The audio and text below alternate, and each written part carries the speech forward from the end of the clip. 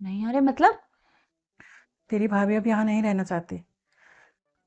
तू यहाँ, सब ठीक तो है ना?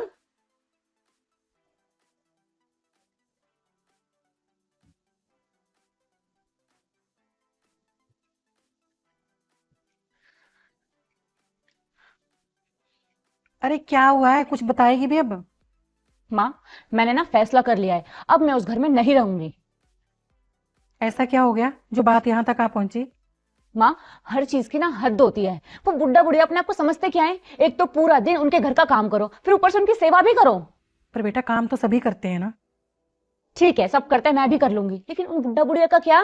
कभी खाना बना के दो, कभी चाय बना के दो, कभी काढ़ा बना के दो, कभी कुछ और। मेरी जिंदगी ना बस संजू के माँ बाप के आगे पीछे घूमते घूमते ही निकल जाएगी, मुझे तो ऐसा लगता है। पर तेरी सास को तो अस्थमा है ना। वही तो माँ, तभी तो मैं परेशान हो गई हूँ। दिन में 4 बार दवाइयां देती हूँ उनको, और घर का काम अलग से करो। फिर घर के काम के चक्कर में कभी दवाई देना भूल जाऊं तो संजू आकर मेरे को 4 बार सुना देते हैं कि तुझसे तो मेरे माँ बाप का ख्याल भी रखा नहीं जाता है। देख बेटा, तू जरा सी बात पे ना अपना घर छोड़कर आ गई है। जरा सी बात? आपको ये जरा सी बात लग रही है? मैंने ना शादी उसके माँ बाप की सेवा करने के लिए नहीं की थी। इसलिए मैंने संजू को साफ साफ बोल दिया है कि मुझे अब अलग घर में रहना है, उसके माँ बाप के साथ नहीं रहना है, फिर चाहे किराए के घर में क्यों ना रहना पड़े। क्या कुछ भी बोले जा रही है तू? कुछ भी नहीं बोल रही हूं मैं। मुझे नहीं रहना मतलब नहीं रहना उनके साथ अब। पर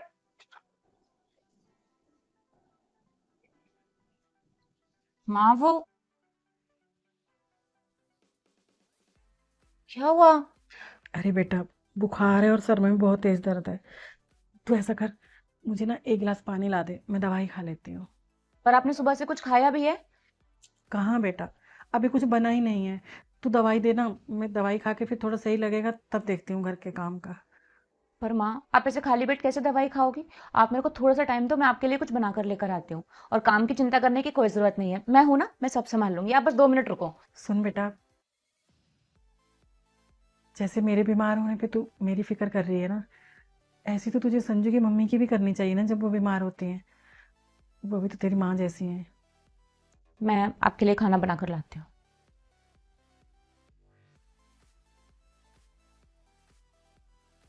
माँ, ये लो दवाई खाओ फटाफट।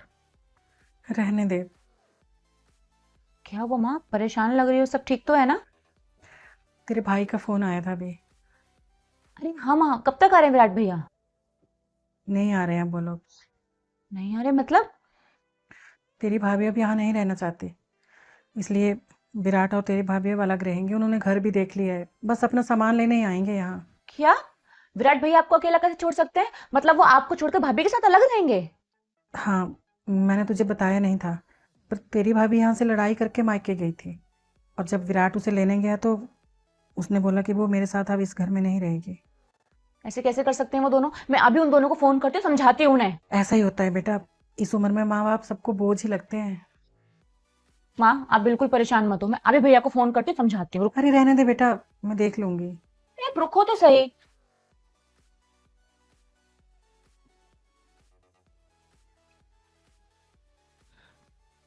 झूठ क्यों बोला आपने मुझसे?